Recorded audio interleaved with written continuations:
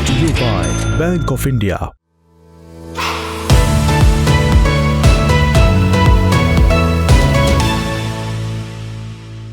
नमस्कार, मेरा नाम उपासना है और आप देख रहे हैं द लंदन टॉप का डेली फाइनेंशियल बुलेटिन खर्चा पानी। क्या दुनिया एक बार फिर मंदी के गर्त में फंसने जा रही है? क्या साल 2008 की मंदी की तरह एक बार फिर से अमेरिका से ही इसकी शुरुआत हो सकती है? अमेरिका से मिल रहे आर्थिक संकेत तो इसी तरफ इशारा कर रहे हैं।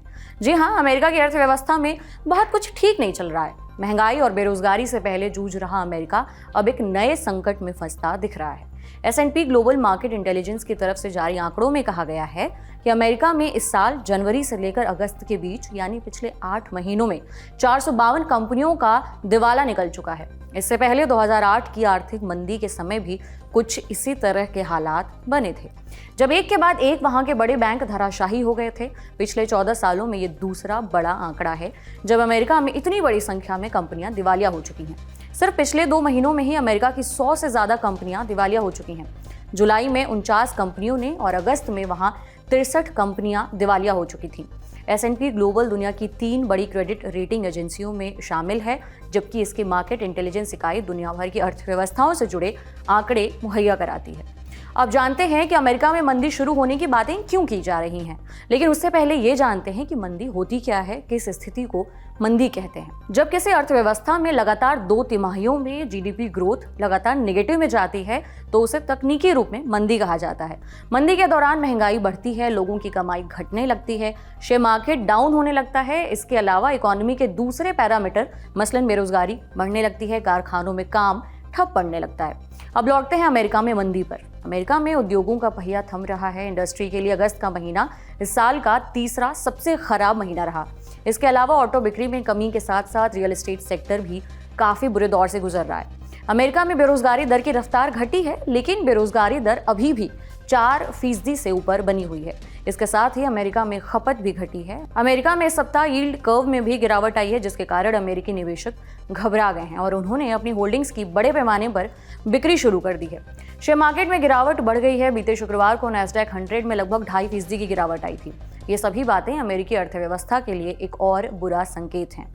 ग्लोबल मार्केट इंटेलिजेंस के मुताबिक इस साल जून में सबसे ज्यादा 72 कंपनियों का दिवाला निकला, जबकि 68 कंपनियां अप्रैल में दिवालिया हो गई थीं। अमेरिका में इस साल सबसे ज्यादा असर कंज्यूमर डिस्क्रिशनरी सेक्टर पर दिखा। इस सेक्टर की 69 बड़ी कंपनियों ने अपना कारोबार समेट लिया था। कंज्यूमर डिस्क्रिशनरी सेक्टर की कंपनियां ऐसी चीजें और सर्विसेज देती हैं जो बहुत ज्यादा जरूरी नहीं होती हैं, ऑप्शनल होती हैं, शौकिया होती हैं। इनमें होटल, रेस्टोरेंट, कार मार्केट वगैरह आते हैं। इसके बाद इंडस्ट्रियल सेक्टर से 53 कंपनियों का कारोबार ठप हो गया। हेल्थ केयर सेक्टर से 45 कंपनियां बंद हो गईं। अमेरिका में जिस तेजी के साथ कंपनियां दिवालिया हो रही हैं, उससे मंदी की आशंका से इनकार नहीं किया जा सकता है। अब समझते हैं कि अमेरिका की कंपनियां एक के बाद एक धड़ाधड़ क्यों दिवालिया हो रही हैं। सबसे पहला कारण है कि कंपनियों को अपने बिजनेस के विस्तार के लिए काफी महंगी दरों पर कर्ज लेने के लिए मजबूर होना पड़ रहा है। अमेरिका में ब्याज दरें काफी ज्यादा हैं। 29 अगस्त को जारी आर्थिक विश्लेषण के मुताबिक अमेरिकी अर्थव्यवस्था नरमी से गुजर रही है। अमेरिका का वास्तविक सकल घरेलू उत्पाद यानी कि जीडीपी पहली तिमाही के मुकाबले दूसरी तिमाही में 3% की सालाना दर से बढ़ रहा है। अब सवाल ये कि अगर अमेरिका में मंदी आई तो भारत पर इसका क्या असर होगा? दरअसल जैसा कि हम जानते हैं कि अमेरिका दुनिया का सबसे ताकतवर देश है। अमेरिका की इकोनॉमी दुनिया की सबसे बड़ी अर्थव्यवस्था है। एक कहावत है कि जब अमेरिका में छींक आती है तो दुनिया के बाकी देशों को भी जुकाम पकड़ लेता है। साल 2008 में अमेरिका में आई मंदी से पूरी दुनिया की अर्थव्यवस्था हिल गई थी। इसलिए अगर अमेरिका में हालात नहीं सुधरे और अमेरिकी अर्थव्यवस्था मंदी के गर्त में जाती है तो भारत पर भी इसका असर पड़ना तय है। अमेरिका में मांग घटने से भारत से एक्सपोर्ट घट सकता है। भारत का IT, फार्मा और कपड़ा क्षेत्र अमेरिकी बाजार पर बहुत ज्यादा निर्भर है। अमेरिकी कंपनियां जो भारत में बिजनेस कर रही हैं वो छटनी कर सकती हैं। कुछ कंपनियों ने इसकी शुरुआत भी कर दी है। भारत के शेयर मार्केट में बड़ी गिरावट आ सकती है। साल 2008 में अमेरिका में मंदी आई थी तो सबसे बुरा असर भारत के शेयर बाजार पर पड़ा था। उस समय भारत में आज के मुकाबले बहुत कम लोग ट्रेडिंग करते थे, लेकिन आज हालात बदल चुके हैं। अब देश में 16 करोड़ से भी ज्यादा डीमैट खाते खुल चुके हैं। इससे पता चलता है कि काफी बड़ी संख्या में लोग शेयर मार्केट में पैसा लगा रहे हैं। इसलिए अगर अमेरिका में मंदी आई तो निवेशकों को काफी नुकसान उठाना पड़ सकता है। इसके अलावा जब भी मंदी आती है तो आमतौर पर लोगों द्वारा किया जाने वाला खर्च कम हो जाता है।